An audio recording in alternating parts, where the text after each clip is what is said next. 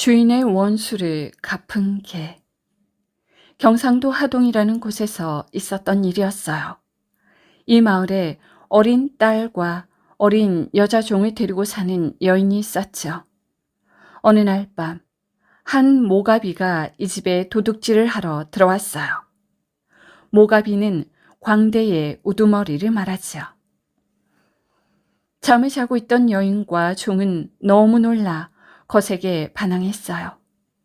그러자 모가비는 이 두 여인과 어린 딸까지 모두 죽여버리고 도망을 가버렸죠. 이 집 근처에는 아무도 살지 않았기 때문에 새의 주검은 누구에게도 발견이 되지 않았어요. 억울하게 죽은 세 사람은 원한을 풀 길이 없게 된 것이죠. 그런데 이상한 일이 벌어졌습니다. 이 집에서 멀리 떨어진 곳에 관청이 있었는데 어떤 개 한 마리가 관청 앞에서 왔다 갔다 하며 짖기 시작했어요. 문을 지키던 병사가 개를 쫓았지만 개는 잠깐 피했다가는 다시 와서 짖었죠. 다시 쫓으면 또 오고 다시 쫓으면 또 오고 개는 계속 관청 앞에서 짖어댔어요. 이렇게 몇 번을 반복하자 병사는 너무 이상하여 사또에게 아뢰었지요. 사또는 그 개가 하는 행동을 직접 지켜보기로 했어요. 개는 사또를 보자 머리를 숙였다가 다시 머리를 들어 하늘을 향해 구슬프게 짖어댔지요. 그 모습은 마치 무슨 할 말이 있는 것처럼 보였어요.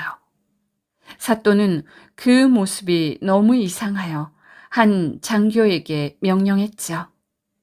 자네는 저 개를 따라가 보게. 무슨 말을 하려는 것 같은데. 가서 알아보게나. 장교가 개를 따라가자 개는 바로 한 초가집에 이르러 장교를 향해 짖었어요. 그 집은 바로 여인이 죽은 집이었죠. 장교는 큰 소리로 주인을 불렀어요. 여기 누구 없소? 그러나 아무 소리도 들리지 않았습니다. 장교는 집 주위를 샅샅이 둘러본 다음 아무도 없자 방문을 살짝 열어보았어요. 그러자 거기에는 잔인하게 죽은 세 사람의 시체가 놓여 있는 것이었지요. 장교는 너무 놀라 문을 닫고 곧바로 관청으로 달려가 사또에게 그 사연을 아뢰었어요. 사또는 즉시 수사반을 마련하고 임시로 거처할 집을 찾았어요. 거처할 집을 찾던 중 사또는 우연히 그 모가비가 사는 집에까지 이르게 되었어요. 그러자 모가비는 겁이 나서 슬금슬금 뒤로 물러섰죠. 그때 갑자기 개가 달려들어 모가비를 보고 사납게 짖어대는 것이었어요. 사또는 그 개에게 물었죠. 저 사람이 너의 원수냐? 개는 고개를 끄덕이며 컹컹하고 짖었어요. 사또는 모가비를 잡아와서 물었죠. 네가 세 사람을 죽인 범인이냐? 모가비는 숨길 수 없어 사실대로 모두 아뢰었습니다. 이에 사또는 모가비의 죄를 따져 엄중하게 다스렸어요. 그리고 세 사람의 시체를 거두어 장례를 치루어 주었죠. 그러자 그 개는 며칠 동안 그 무덤 주위에서 떠나지 않고 종이 구슬프게 우는 것처럼 짖었습니다. 그런데 어느 날부터인지 개 짖는 소리가 들리지 않았어요.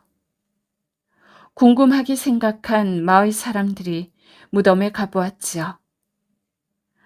아이고야, 그 개가 그 무덤 앞에서 죽어 있는 것이었어요. 사또는 이 사연을 듣고 그 무덤 옆에 개를 묻어주고 비석을 하나 세워주었습니다. 그리고 비석에는 의구총이라는 비문을 새겨 넣었어요.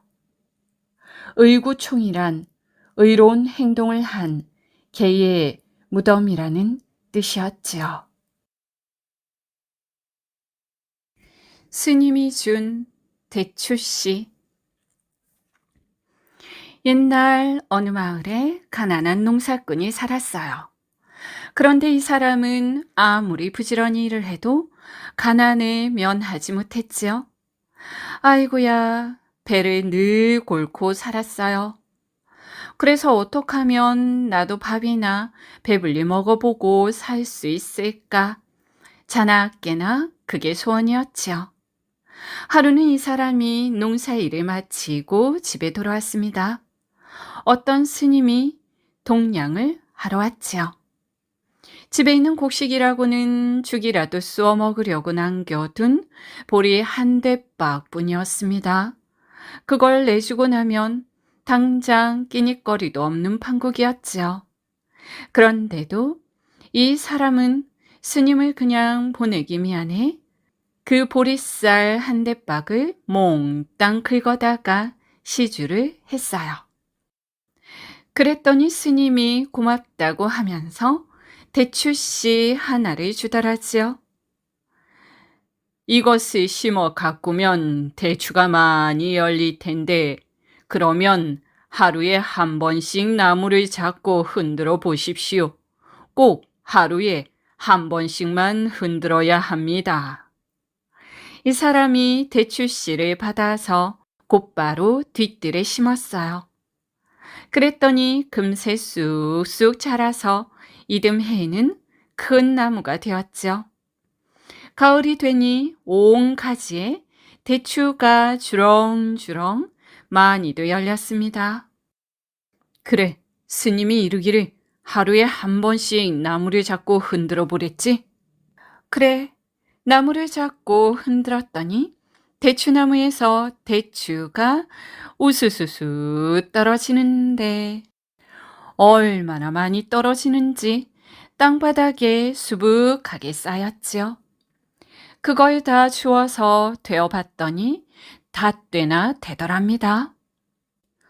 그런데 참 신기한 건 말이죠. 대추가 그렇게 많이 떨어졌는데도 대추나무에는 대추가 그대로 가득 달려있는 것이었어요. 아무리 떨어져도 열매가 줄지 않는 화수분 나무인 것이죠. 그 뒤부터 이 사람이 하루에 꼭 한 번씩 대추나무를 잡고 흔들었어요. 그러면 대추가 우수수수 떨어져서 땅바닥에 수북이 쌓이고 그걸 주워 되어보면 닷되나 되었죠. 대추나무에는 대추가 그대로 가득가득 달려있고 말입니다. 이렇게 날마다 대추 닷대씩을 얻어 이걸 상에 내다 팔았지요. 하루 이틀도 아니고 날마다 대추 닷대씩을 파니까 엄마야, 벌이가 생각보다 제법 짭짤했습니다. 그러니까 얼마 안가 살림이 제법 넉넉해졌지요. 큰 부자는 아니어도 양식 떨어질 일은 없게 되었어요. 딴 건 몰라도 밥은 실컷 먹게 되니까 소원은 이룬 셈이었지요. 이쯤 되면 생각나는 사람이 있지요. 바로 욕심 많은 사람이었어요. 이웃 마을에 사는 욕심 많은 사람이 이 소문을 들었어요. 그리고 자기도 화수분 대추나무를 얻어보겠다고 별났죠. 날마다 보리 한 대박을 퍼다 놓고 스님 오기만을 기다렸어요. 과연 이듬해 봄이 되니까 스님이 이 마을에 또 동냥을 왔습니다. 이 욕심쟁이가 억지로 스님을 제 집으로 끌고 가선 보리 한 대박을 내어주고 이렇게 말했죠.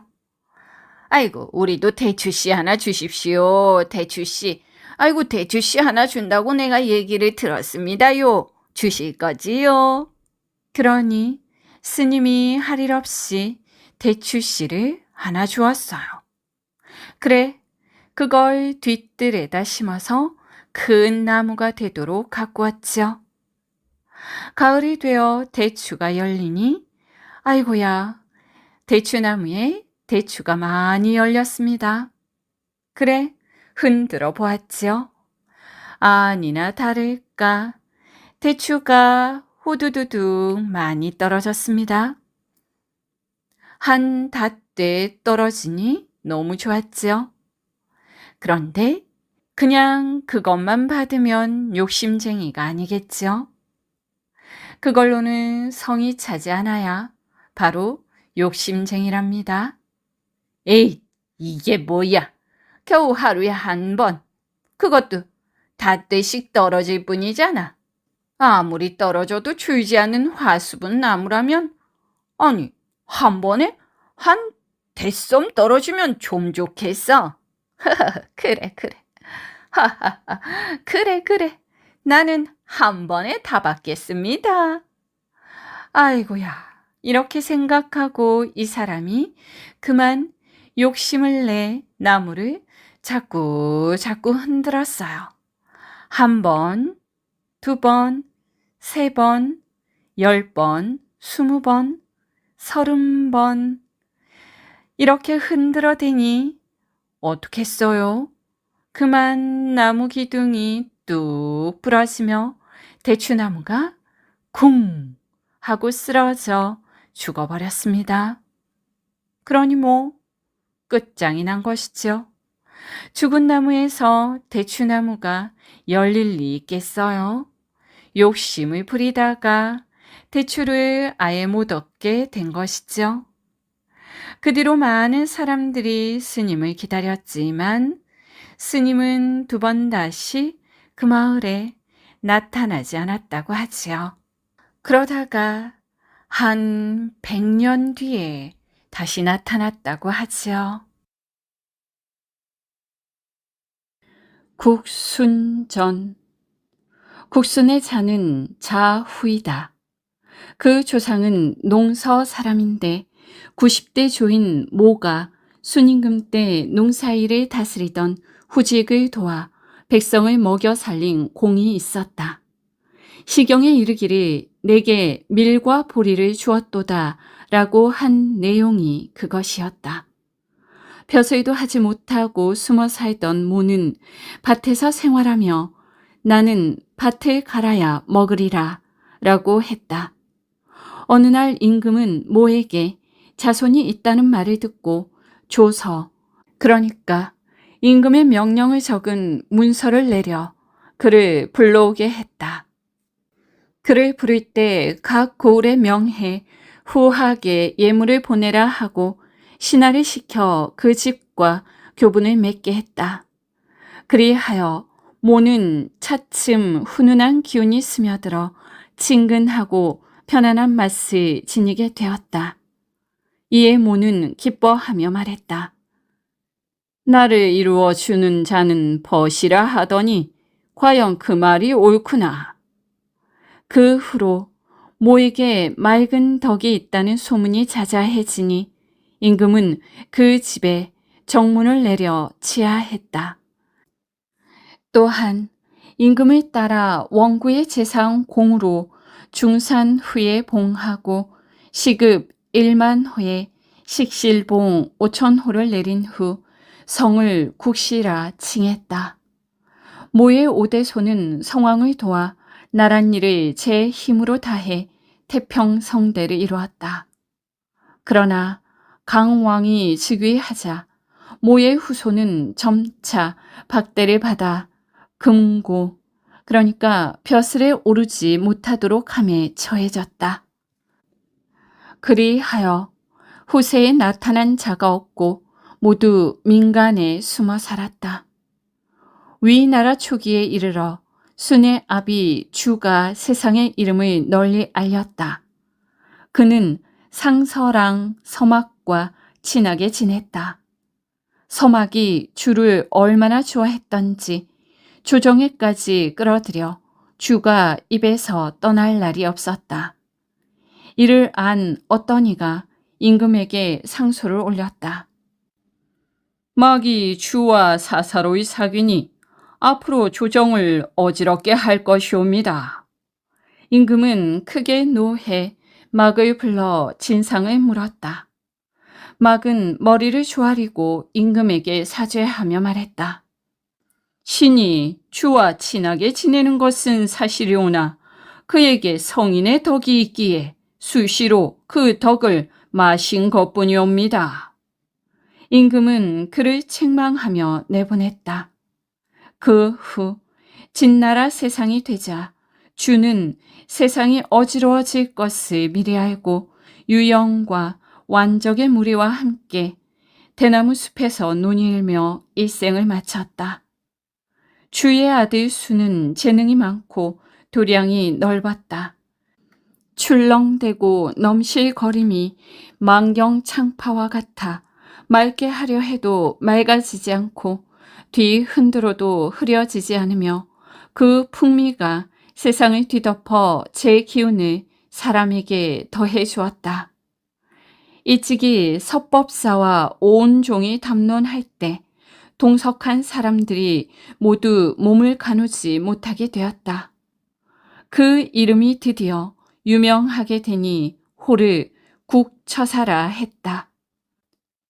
이리하여 공경, 대부, 신선, 방사로부터 머슴, 목동, 오랑캐, 외국인에 이르기까지 그 향기로운 이름을 맛보는 자는 모두 그에게 반해 여럿이 모일 때마다 순이 없으면 한결같이 쓸쓸하게 여겼다.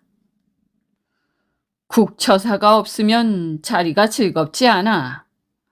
그는 이렇게 세상 사람들에게 사랑을 받고 귀히 여겨졌다. 태위 산도는 사물의 좋고 나쁨, 옳고 그름을 가릴 줄 아는 사람이었다. 어느 날 그가 순을 가리켜 어떤 늙은 할미가 요런 영악한 아이를 낳았는가?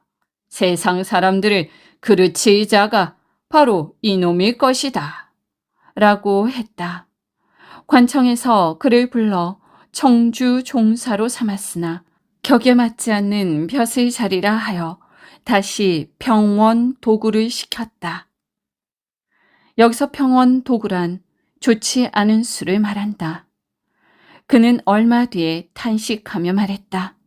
내가 쌀 단말 때문에 허리를 굽혀 향리의 소아에게 절하느니 차라리 술자리에서 아이들과 이야기하며 노는 게 낫겠다. 그때 관상을 잘 보는 자가 그에게 귀띔했다. 그대여, 얼굴에 붉은 빛이 도니 뒤에 반드시 귀해져서 천가지 녹을 누릴 것이오. 좀 기다리면 누군가 큰 값을 치르고 모셔갈 터이니 그때를 기다려 벼슬에 나아가시오. 진해 후주 때에 이르러 그는 양가의 아들로서 죽의 원외랑이 되었다.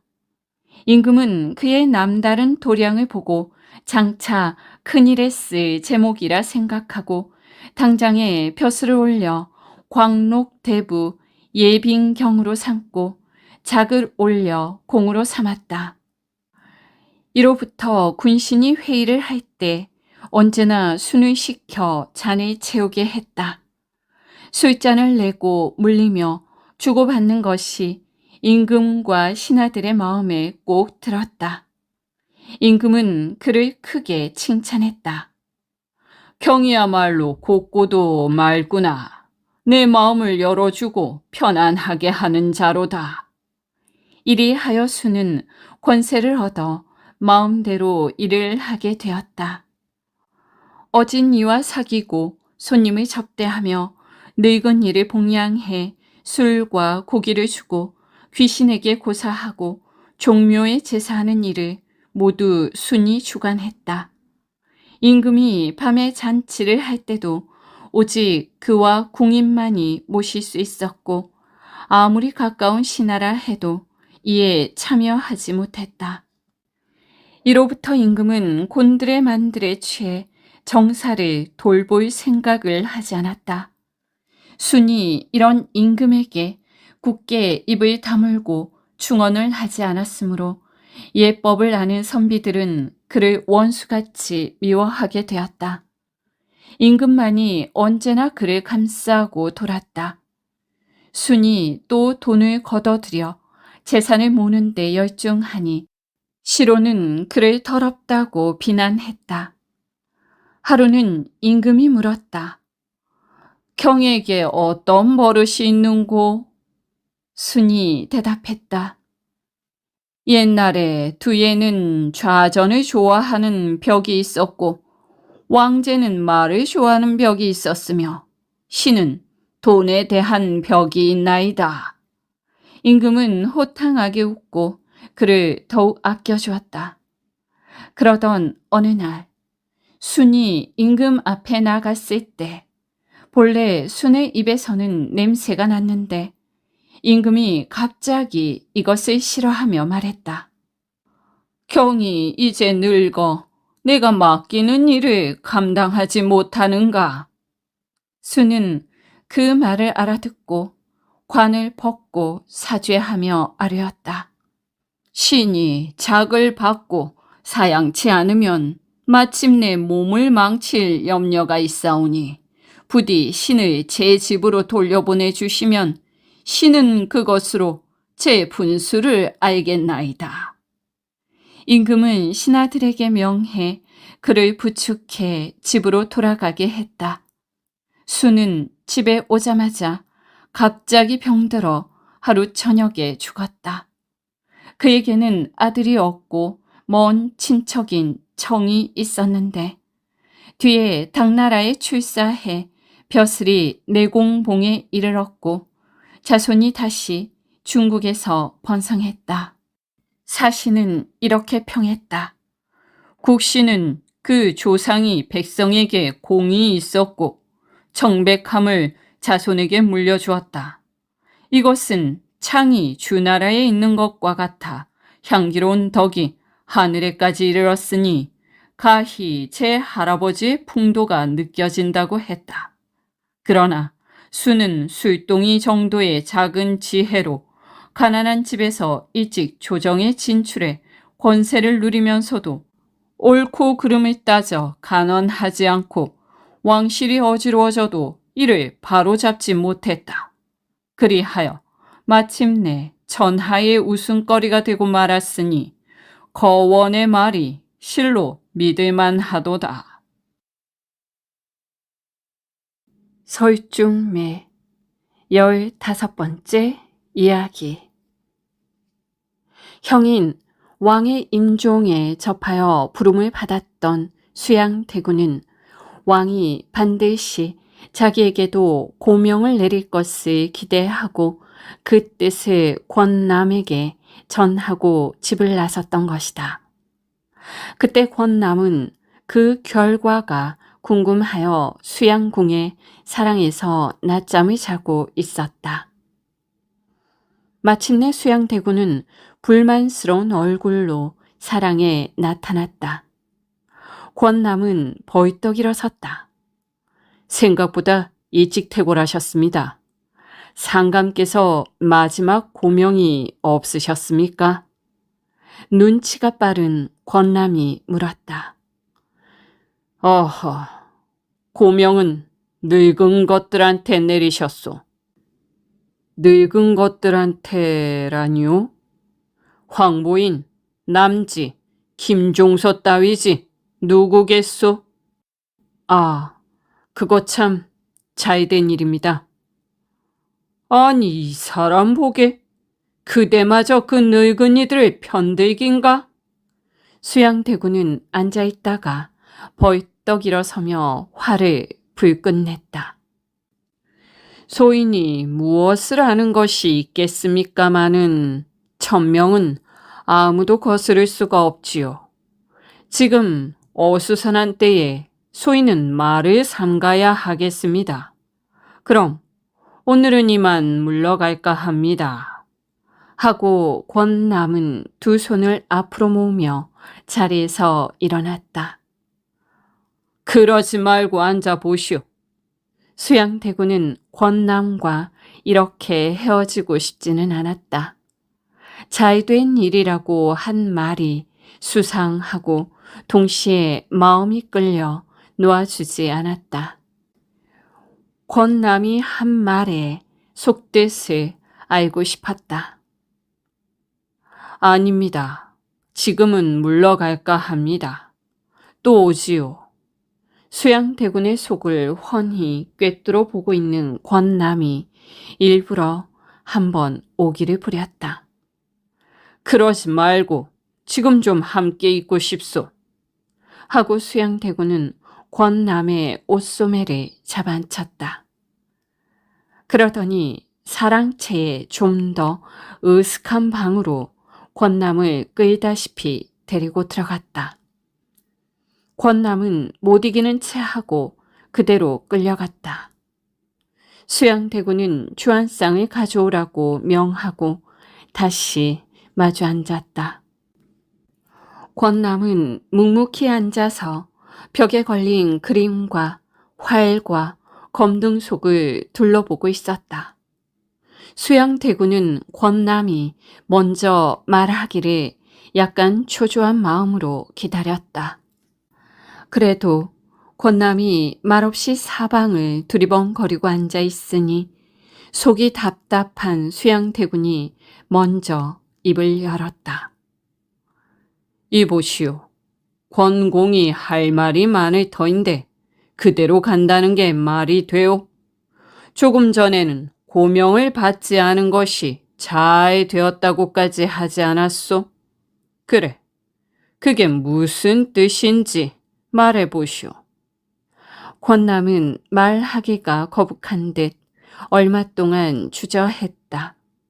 그는 결심이나 한 것처럼 가라앉은 목소리로 한마디 한마디 조용히 말했다. 만사가 나으리의 마음에 달려 있습니다.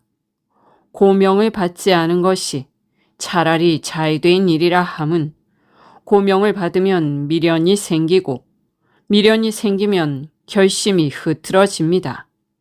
결심이 흐트러지면 마음이 엇갈려 소신대로 거행할 수 없습니다. 고명을 받게 되면 인정에 끌리고 발목이 잡히고 말지요. 그래서야 어찌 큰일을 도모할 수 있겠습니까? 이제 나으리에게는 걸리는 것이 없습니다. 수양대군은 권남이 정색을 하고 토하는 참뜻을 한마디라도 빠뜨리세라 권남보다 더 심각한 표정을 지으며 가만히 듣고 있었다. 권남이 말을 계속했다. 때라는 것은 잡고 있는 것이 아니옵니다. 지금은 하늘이 나으리의 편입니다. 그렇게 아시옵소서. 수양대군은 가슴이 뜨끔했다. 하면 된다는 말이오? 잘만 하면 된다는 말씀이옵니다. 이제 권남은 주저하지 않았다. 당긴 활은 시위에 화살을 쏘아낸 것이다. 수양대군은 권남의 손을 꽉 잡았다. 권공이 나를 도와주오. 권남은 얼른 대답하지는 않았다. 눈을 지그시 감았다. 수양대군의 손의 열기가 그의 손을 통하여 전해오는 것을 느꼈다. 이 사람을 위해서라면 신명을 바쳐도 좋으리라고 느껴졌다. 이렇게까지 자기를 신임하려는 바로 이 사람을 위해서라면. 왜 대답이 없소? 내 인물이 부족해서 그러오. 나는 오직 권공을 믿으니 나를 도와주시오. 그제야 권남은 저만치 떨어져 물러 앉으며 나으리께서 진정으로 소인을 믿어주신다면 장부 감천이라 미력이나마 있는 힘을 다할 것입니다. 권남의 대답을 듣고 수양대군은 더없이 만족한 기분이었다. 왕이 승하한 때에 술을 마시기란 도리가 아니어서 술잔에는 입만 갖다 대고 두 사람의 젓가락은 주로 안주로 옮겨졌다. 이 일에는 모략이 있는 사람과 그 모략을 시천에 옮길 용사들이 필요한 것입니다. 권남은 구체적인 사항으로 이야기를 끌고 갔다. 모사야 권공이 아니오. 그래, 나머지 용사들을 구하는 것이 문제일 것 같소. 미리 생각한 바가 있었소? 수양대군은 권남의 손을 다시 잡으며 그의 눈을 주시했다. 소인이야 선비 나부랭이가 되어서 큰 모사가 될 자질이 갖춰있지 않사옵니다. 그리고 워낙 타고나기를 약질이어서 글이나 외우고 있는 게 고작이옵니다. 아니 그렇게 자신을 낮춰서 말할 것이 아니오. 내가 알기에는 정경은 천하의 호걸들을 많이 사귀고 있다는데 그 일을 내게 말하오. 내가 정경을 믿는 뜻을 알아주시오. 정경의 입으로 모사와 용사가 필요하다 했는데 마음먹은 사람이 꼭 있을 것이오.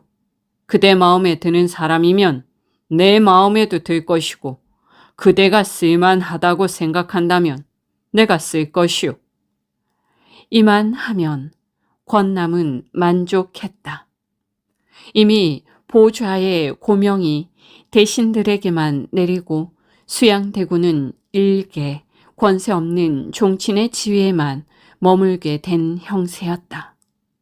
수양대군은 그 권세를 지혜와 힘으로밖에 얻을 길이 없게 되었으니 이제 권남은 수양대군에게는 한층 더 요긴한 인물이 되었다. 나으리께서 소인을 완전히 믿어주신 걸로 알고 소인도 생각해왔던 것을 말씀드리겠습니다. 한명회란 사람이 있습니다. 제가 보기에는 아직 모략에 있어서는 그를 따라갈 만한 사람이 없는 것 같습니다.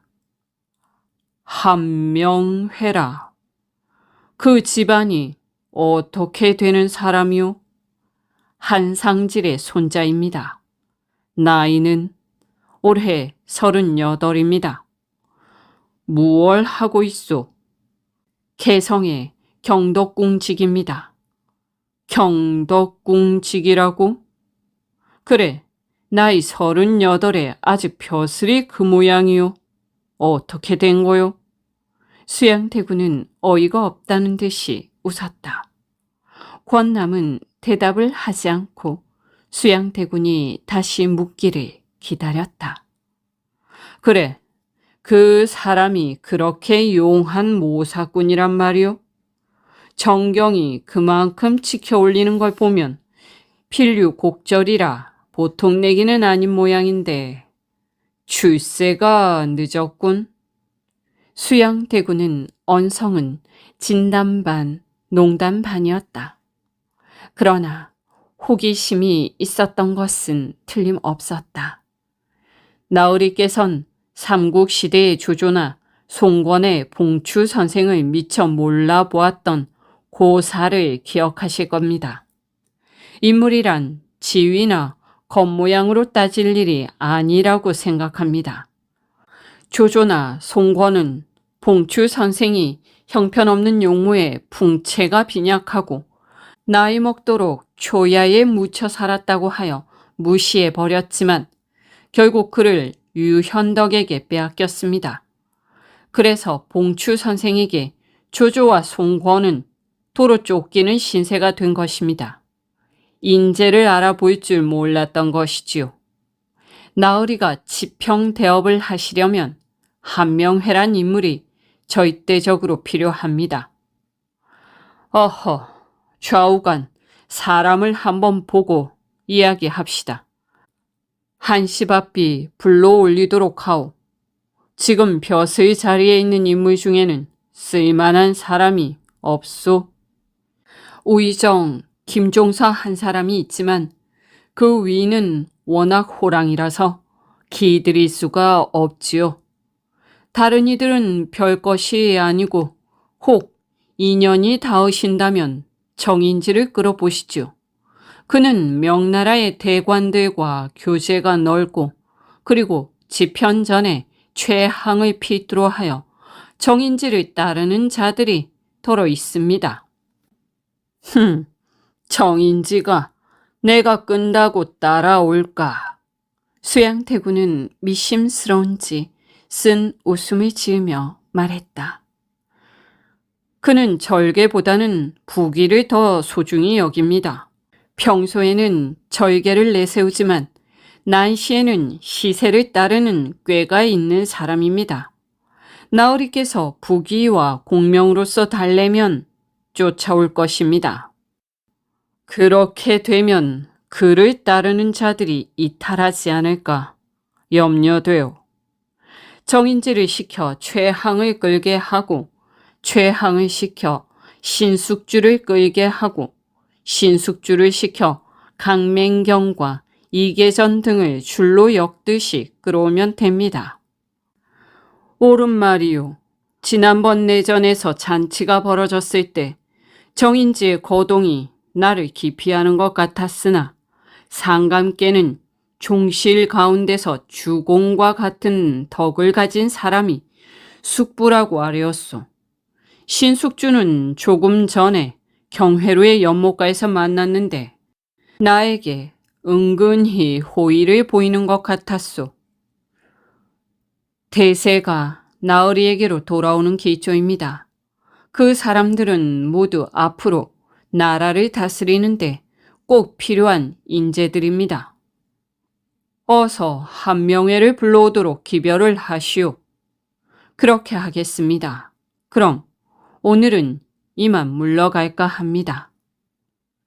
수양궁을 나온 권남은 남산골 자기 집으로 직행했다. 그는 송도에 한명회에게 편지를 썼다. 일이 급하네. 이제 하늘의 기회가 온 것 같네. 수양대군께서 자네를 기다리고 있네. 이 글을 보는 즉시 행장을 꾸려 상경하도록 하게. 권남은 편지를 다 쓴 다음 그것을 한명회에게 여러 번 심부름을 다녔던 신복 하인을 시켜 한명회에게 보내왔다. 한명회를 오게 했으니 권남은 천만군의 후원을 얻은 기분이었다. 그는 큰 일을 계획하는 데는 자기 혼자서는 역부족한 것을 알았고 그래서 누구보다 머리가 잘 돌아가는 한명회가 필요했던 것이다. 수양대군을 본격적으로 도와서 일할 시기는 한명회가 상경하는 날부터가 될 것이라고 권남은 속으로 다졌다. 한명회는 경덕궁 직이었지만 그 직위와는 상관없이 개성 바닥에서는 유명한 인물로 통하고 있었다. 남들은 그를 두고 불량배 또는 건달이라고 하는 등 다루기 힘든 흉물로 여기고 있었다. 그의 별명이 칠삭동이라 하듯이 그는 어머니의 뱃속에서 10달을 못 채우고 3달이나 먼저 이 세상에 났다고 했다. 그것이 사실인지는 알 수 없으나 어찌되었든 그의 생김이 보통 사람보다 못생겨서 머리통은 뾰족하여 얼굴이 아래가 퍼지고 눈은 컸으나 사팔뜨기였고 코가 컸다. 머리통이 유달리 뾰족하여 잡아 뽑은 듯 했으니 한명회의 이러한 관상을 보고 영통사의 한 노스님이 광혁첨, 즉 빛이 나도록 솟아있다고 하여 장차 귀한 사람이 될 상이라고 예언한 바가 있었다. 뱃속에서 떨어진 것을 보니 사람임은 분명하였으나 아직 사람 꼴이 덜 되었다 해서 젖을 먹이지 않고 갖다 버리려 하는 것을 그 집에 늙은 할멈이 데려다가 고이고이 길러냈다고 한다. 명신록의 한명회에 대한 설명을 보면 시생월 수년 방시성형이라고 해서 탄생한 지 몇 년이 지나서 비로소 사람과 같은 꼴이 되었다고 했다. 나이대에는 병신스러웠고 성장기에는 괴물과 같았으나 재주는 뛰어났다. 그의 종조부 한상덕이 어린 명회를 보고 이 아이는 우리 집 천리구로다 라고 말하며 자기 집으로 데려가서 키웠다. 한명회는 민중추 대생의 딸을 아내로 맞이했다. 그 집 사위가 4명이었는데 한명회는 다른 동서들에게 업신 여겨졌을 뿐만 아니라 장모도 그를 신통찮게 여겼다. 그 까닭은 주로 그의 용모가 괴상하게 생겨 눈에 거슬렸기 때문이었다. 처남들도 그를 푸대접하고 거들떠 보지도 않았다. 그러나 한명회는 그런 것을 별로 탓하지 않았다. 그의 뱃속에는 이런 구박을 받음으로 말미암아 생기는 보통 사람들에게서는 볼 수 없는 굳은 반항심이 형성되어 가고 있었다. 못난 내 얼굴을 남보다 뛰어난 사람이 되어 모두 우러러보게 하겠노라. 나는 죽지 않고 살아남을 것이다. 끝까지 살아남을 것이다. 그리고 이길 것이다. 이 세상 사람들을 다 밟고 그 위에 서서 승리의 쾌재를 부릴 것이다. 지금 나에게 던지는 비웃음과 천대는 비웃음과 천대가 아니라 그것은 나를 강철같이 단련시키는 훈련이요. 불패의 인간으로 만드는 보약이다. 이렇게 한명회는 저도 모르는 사이에 마음을 다지면서 악착 같은 인간으로 성장해 갔다. 아무리 욕을 하고 얕잡아 보아도 그는 그런 것들을 반박하기보다는 오히려 순순히 받아들였다. 사람들은 이러한 그를 두고 배심이 좋은 사나이라고 평했다.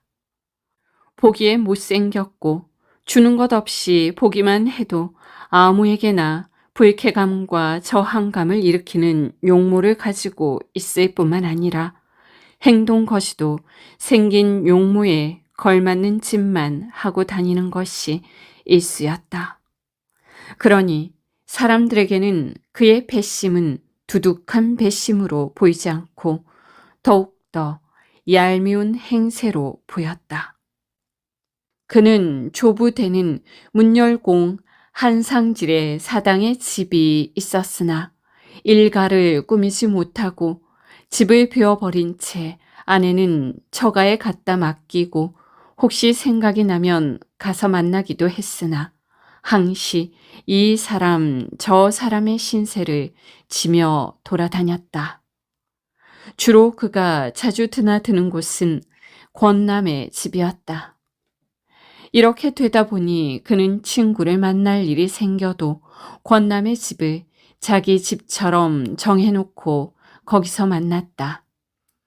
권남의 집에서도 한명회라면 어느덧 한 집안 식구처럼 생각하게 되어 하루 3끼니는 다 못 주어도 한두 끼니는 주지 않을 수 없었다.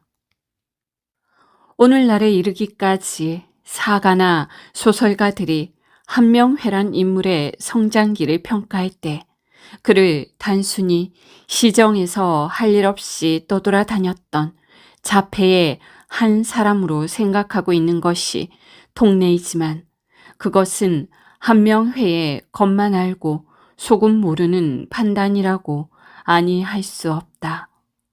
좀 더 속을 들여다볼 일이다. 겉모양으로 한 인간의 전부를 말할 수가 있는가? 거칠에는 진정한 내용을 형성하는 동안 겉으로 보여서는 안 되는 것을 위장하는 역할을 하는 것에 불과하다. 따라서 겉만 보고 그 사람을 평가한다는 것은 그 사람에 대한 겉만 말하는 것으로 끝나버린다.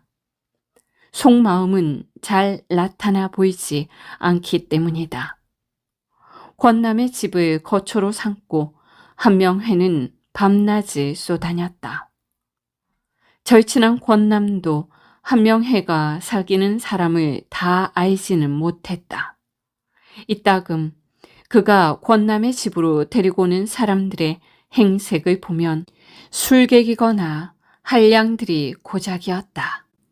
권남이 한 번은 보다 못해 자준이, 자네 요즘 무슨 술법을 배우는 모양이지? 여기서 자준은 한명회의 호를 말한다. 그러자 왜? 뭐 벌써 달리 보이는 게 있는가? 하고 슬슬 웃으며 사팔뜨기 눈을 휘번득거렸다. 못생긴 눈이기는 하나 자네 눈은 사람을 꿰뚫어 보는 신통력이 있어 보이네. 권남은 한명회의 눈을 들여다보며 웃으면서 말했다.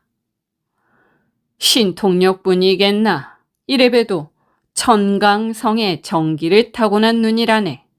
자네 눈보다 나을 걸세? 하고 한명회는 일찍이 도인이란 자가 그의 상을 보고 한 소리를 되풀이했다. 한 번은 한명회가 자칭 술객이란 자를 권남의 집으로 데려왔다. 그 자가 권남의 상을 보았다. 10년이 안 되어서 판서가 되시겠소? 하며 그 자는 일부러 일어나 권남에게 공손히 절을 했다. 권남도 과히 기분이 나쁘지 않아 못 이기는 채 마주 절을 했다. 그 자는 그것으로 끝내지 않고 몇 년 안에 나라에 큰 정변이 생기며 나라에 인명살상이 있을 것이고 그 일을 맡을 사람이 바로 한명회와 권남 두 사람이라고 말했다. 그 자는 한명회의 상을 보고는 타고난 귀한 상으로 말하면 영의정을 30년은 지내시기로 돼 있으나 눈에 살기가 많아서 인명을 해치겠고 때로는 칼로써 해침을 받을 상이지만 무사히 넘기고 생전에는 그다지 염려가 없을 것이오. 라고 점쳤다. 바로 이날 한명회와 권남은 마음이 들떠서 하늘에라도 올라갈 것만 같아 그대로 있을 수가 없었다. 그들은 밤이 새도록 술을 퍼마시고 우쭐한 기분이 되었다. 그들은 이 날을 기하여 생사를 같이 하기로 맹세를 했다. 말하자면 관중과 포숙의 사귐을 맺었다. 한명회를 따라다니는 졸개 세 사람이 있었다. 그가 경덕궁직으로 있을 때에도 그의 곁을 떠나지 않고 늘 붙어 다니다시피 했다. 양정과 유수 그리고 이문이었다. 이들은 모두 힘께나 쓰는 기골이 장대한 인물들이었다. 한명회의 뛰어난 지혜와 보통 사람들이 따를 수 없는 꾀에 매료된 위인들이었다.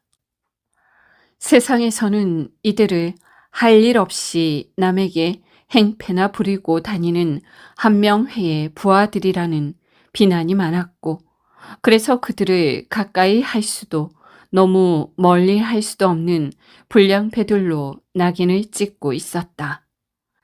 사실 양정과 유수와 이문 등은 거리를 나다니면서 비위에 거슬린다 싶으면 아무나 붙잡고 주먹질을 하고 행패를 부렸다. 이 안하무인격인 불량배들도 한명회 앞에서는 맥을 추지 못했다. 그것은 그들이 힘이 모자라거나 겁이 나서가 아니었다. 그들이 비록 한창 때에 넘치는 힘을 유용하게 쓸 줄을 모르고 밑바닥의 세계에서 그 짓을 하고 있었지만 일단 한명회를 대하게 되면 그들 속에서 들끓었던 힘과 정열이 잠시나마 그 올바른 출구를 찾을 수 있을 것만 같았기 때문이다. 한명회는 그들에게 꿈을 심어주었다. 그것도 보통 꿈이 아니라 사나이라면 한번 신명을 바쳐서라도 그것을 실현해 보고 싶은 신나는 꿈이었다.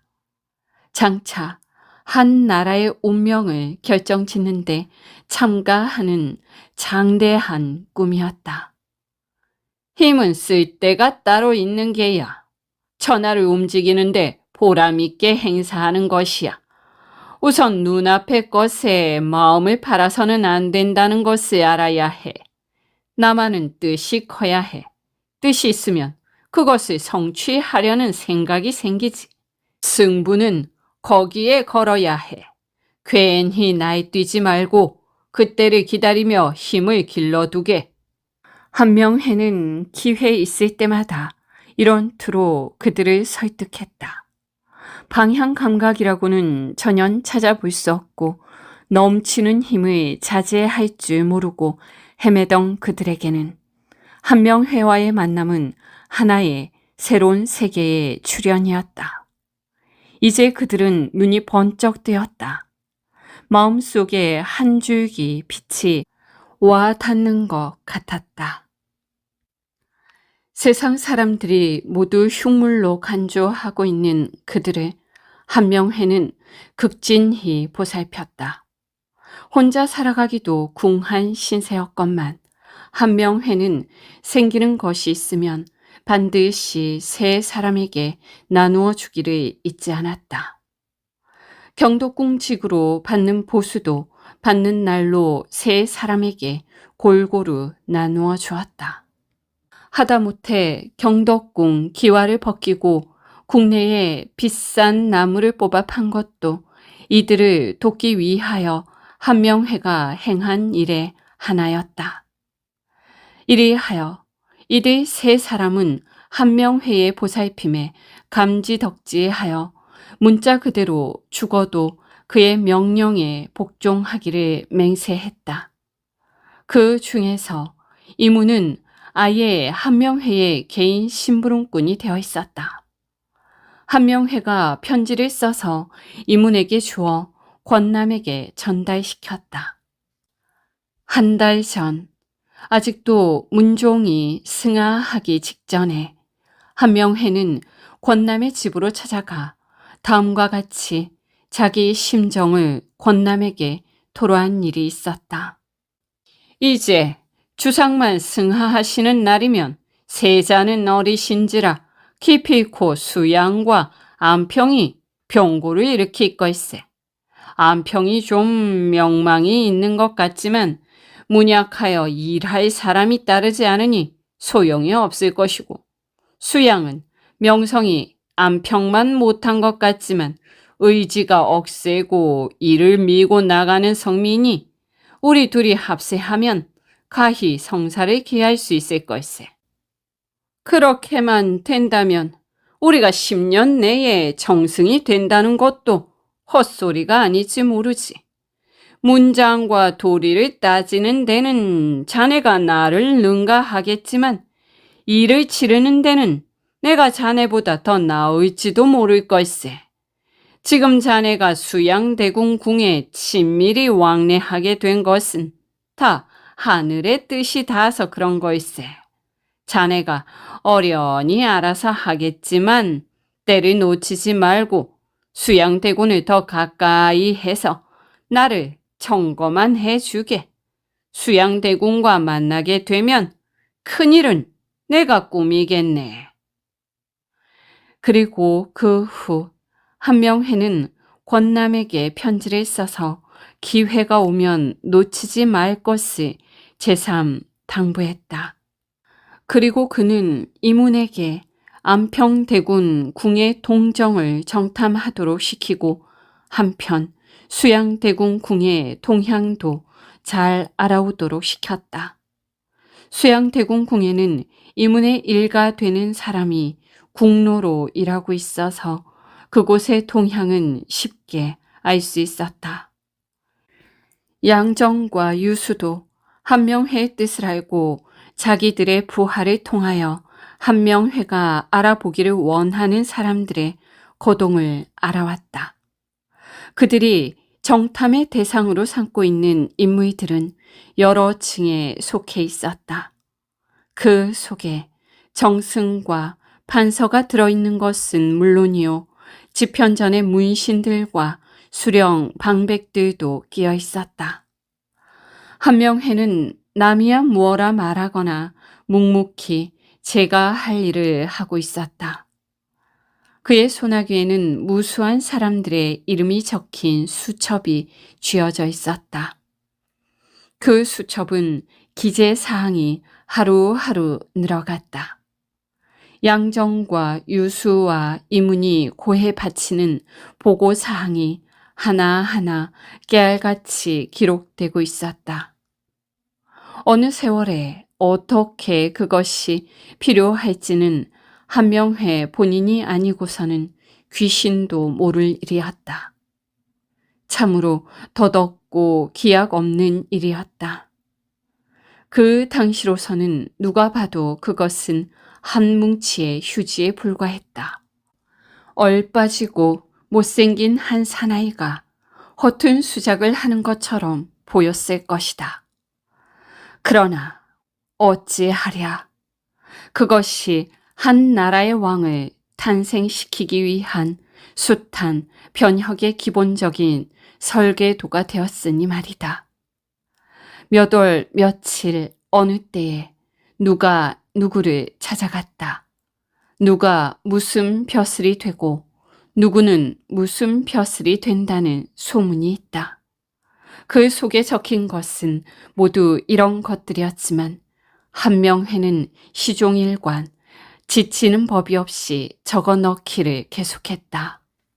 그 보고 중에는 함길도 절제사 이징옥이 우의정 김종서에게 그가 야인에게서 뺏은 활 하나를 선물로 보냈다는 소문이 있다는 것도 들어있었다. 한명회는 이 보고를 몹시 소중히 여기고 보물이나 얻은 듯 기뻐했다. 옆에서 보고 있던 양정과 유수가 그것을 어디에 쓰겠다고 그렇게 좋아하는가를 물었다. 심심파적일세. 뭐 특별한 것도 아니지. 그러나 내가 장차 염라대왕이 되면 필요할지도 몰라서 알아두는 걸세. 하고 웃어넘기는 것이었다. 대붕의 뜻을 어찌 양정이나 유수와 같은 참새들의 무리가 짐작이나 하랴. 한명회의 포부나 지혜는 양정 따위의 그것과 비교한다면 실로 대붕과 참새만큼이나 거리가 멀었다. 얼마 전은 단오절이었다. 유수부의 관원들이 송도의 만월대에 모여서 잔치를 벌이고 있었다. 한양에서 내려온 자들끼리 친목을 도모하여 개를 모았다. 거기에 한명회도 한몫 끼고 싶어 개원이 되기를 원했다. 한명회의 신분이 경덕궁 직이었으므로 모두 그를 업신여겨 개원으로 넣어주지 않았다. 그렇게 한명회는 톡톡히 망신을 당했다. 그는 이 사실을 아무에게도 말하지 않았다. 양정 등에게도 말하지 않고 혼자 마음에 새기며 꾹 참았다. 언젠가는 꼭 품풀이를 하고 말겠다고 결심했다.